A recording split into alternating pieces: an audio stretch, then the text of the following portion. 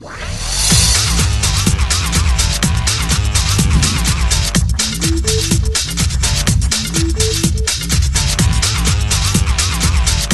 let's consider the main advantages to lead teams. First of all, it's biblical. Moses delegated just for the sheer demand on his time. Jethro's counsel to Moses was clear in Exodus chapter 18. You can't do it all, son. You're going to have some help. It was not only practical, but it's biblical. The judges did the same thing. They delegated tasks inside and outside the temple. In the New Testament, we find the disciples delegating in Ephesians chapter 4, verses 11 and 12. Equipping the saints for ministry, for the work of the ministry, not so that the saints could help the minister do his job, but so that the saints would be equipped to do the true work of the church, the work of the ministry. So what happens when one person does all, or one committee does it all? The maximum that can be done is coming to an end. There's only so much time that a leader has. It gets maxed out, and that leader hits a wall. Even a committee will hit a wall. Number two advantage in lead teams is it expands the ministry. Lead teams can support a growing number of ministries, unlike a committee or one minister where the amount of ministry time is finite. There's only so much one person can do. No one is left out because that's how it expands. It utilizes the talents and gifts from the total church. You're not limited to just a committee or to a team. It also discovers where God is at work, and the lead team guides people there to find out what they can accomplish in that direction where God has opened doors. A lead team can do anything it needs to regardless of the size of the church. And it also gives variety. There's simultaneous planning and simultaneous events happening, fellowships happening at the same time. Many ministry lead teams can operate at the identical same minutes. And it also doesn't pack up and leave when the youth minister feels like God's called them somewhere else. That ministry is sustainable, and the people will appreciate that. It continues on after you leave. Number three, lead team empowers the youth minister. By this I mean that it allows the youth minister to focus on his or her unique calling. It shifts the emphasis from planning details to coordinating leadership.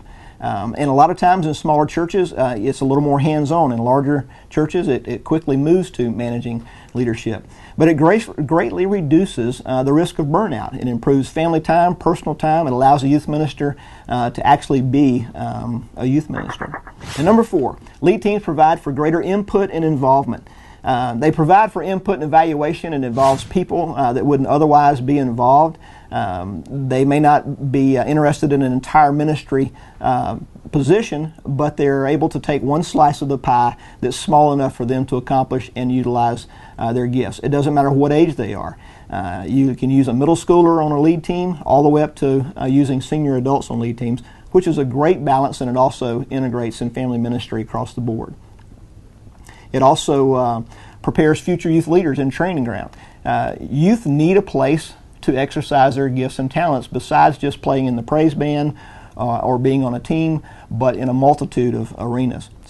So what is the overall goal of the lead team? Of course, it's to increase the number of people sharing the load and responsibility of doing the work of the student ministry. I used to coach some City League baseball as an outreach effort from our church in order to get to know students who might not be connected with a church, and inevitably I would hear my college baseball coach say some of the same things I would say to those players. And I would talk to the pitcher, ask them, what is the most important job of a pitcher? Of course, a little leaguer would say that it's always to throw strikes. But actually the most important job for a pitcher is to throw as few pitches as possible and get out of the inning. Well, that's what lead teams do for you as a youth pastor. It allows you to throw as few pitches as possible and get out of the inning. So the lead team, you're taking the minutes represented in daily ministry and you're giving them away to those whom God has called to do the work of the ministry to students. Lead teams allow you to exchange administrative task minutes for relational investment minutes. We are all ministers, even the volunteers in our ministry.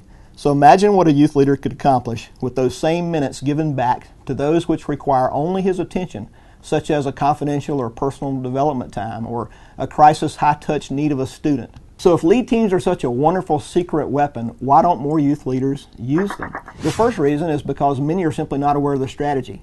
A lot of people believe that we've simply skipped a generation in teaching lead teams, and a lot of the guys that are actually running ministries aren't aware of the strategy and its tremendous benefits.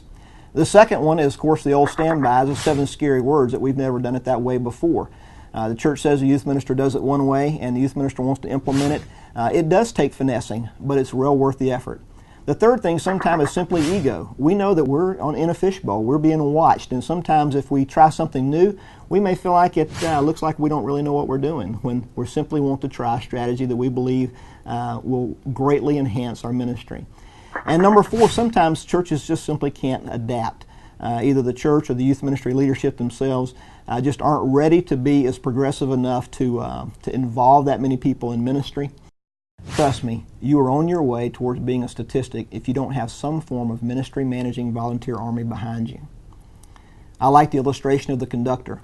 You know, a conductor in an orchestra, he doesn't play each instrument, though he may be capable of playing many instruments, and if given time, he could probably learn to play just about any instrument.